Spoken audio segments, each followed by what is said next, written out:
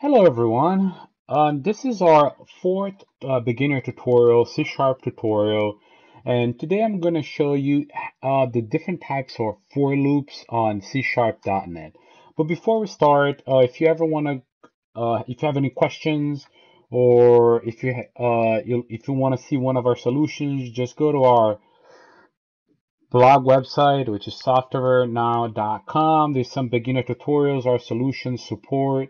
Our videos are over here. So if you go to the Learning Center, this is where you're going to find the code for this fourth tutorial. As you can see here, it's a list of our current tutorials we have right now. Let's go to the bottom here. It's where our fourth one is. Scroll all the way to the bottom. All right, and you select it. Go ahead and click on it. This is where you're going to find the sample code for it. But let's go ahead and get started. Open up your Visual Studio, go ahead and click Create New Project. Select Windows Form Application and just name this For Loop Lesson 4. Go ahead and click OK to create your project. Oops, I already have named that one. All right. I'll do 4-1 underscore 1. Go ahead and click OK to create a project. All right, now that your project has loaded, this is what's going to look like. You're going to have a form, a blank form, property window on the side, a toolbox on this side. If you don't have it, my toolbox is up here. And just in case, if you're looking for toolbox items, you can always just click on this standard toolbar option and click add and remove buttons, and it's going to give you some of the options here. I like to have the Solution Explorer windows, the property windows, toolbox, debug target. That's pretty much what all I use. All right, so let's go ahead and get started by adding a text box to display some values here.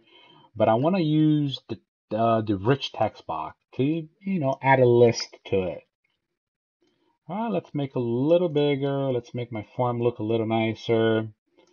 All right, so select your text box, right click on it and click properties, and let's go ahead and name it text display. Okay. Now, once you name it text display, this is all you need to do for for this simple UI. Now let's go ahead and double click the form, which is right here. Or you can make a little bigger. Double click the form to create the form load stub code. All right. All right, so now this is my form load, the initialize component load. All right, so let's go back to the the blog and grab. You can actually follow the instructions here. It's step by step on how to get it done, how to create a project. So it's pretty much gonna be the same step. I just want to go ahead and grab the code here. I'm gonna go ahead and grab this code here. This is what we're gonna use. All right, let's go ahead and copy. And make sure you paste it under the form one load function. All right. So this is a pretty simple code, and it's a fairly simple lesson tutorial. So this function, it's called display for loops. There's no parameters on this function. So what this function does is initialize a small an array with 5 elements, which is are string elements. As you can see here, initialize as a string. If you initialize a string of arrays, make sure you put these double brackets here. Name your array array2. Now the elements on this array, it's 1, 2, 3, 4, 5. This is as simple as that is. Now, the first type of for loop we're going to use, it's called for loop. On this for loop, you start with the for, you initialize the index, the boundary, right? So I wanna make sure I initialize 1. So this 1 here will be index 0. So this is 0 right there. And then I want the boundary of my for loop to be the size of this array minus 1.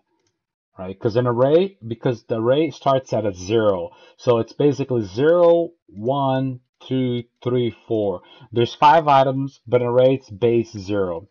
And this I++ here increments the loop, increments I every time it goes around, it goes through the loop.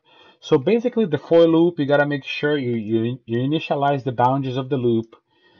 You want to make sure what the end of the boundary is, and you want to increment to the loop every time you go through that loop. Okay. And this line of code here, it's just gonna concatenate. Well, it's gonna add the text. It's gonna display the 1, 2, 3, 4, 5 to the rich text box, and it's gonna skip a line. So it's gonna display, for example, 1 and then skip a line, then 2, skip a line, 3, then skip a line, 4, then skip a line. All right. So this for loop, it's neat because you can actually set the boundaries. So the next for loop, it's a bit easier, but sometimes you're forced to use this one because you wanna get a specific index value in here. But this one is pretty straightforward. The for each is pretty straightforward. All you gotta do is specify or what element is in the array. So it's a string. Let's make them both the same here. So it's a string. So it's a string name item in array 2. And all you gotta do is display, you don't have to add the index to it. All you gotta do is add the word item, which is a string item, and everything else is the same as the for loop. This is pretty straightforward. There's not a lot of to it. All right, let's go ahead and build our project and run it. Click the start button on top here. All right, just bear with me here.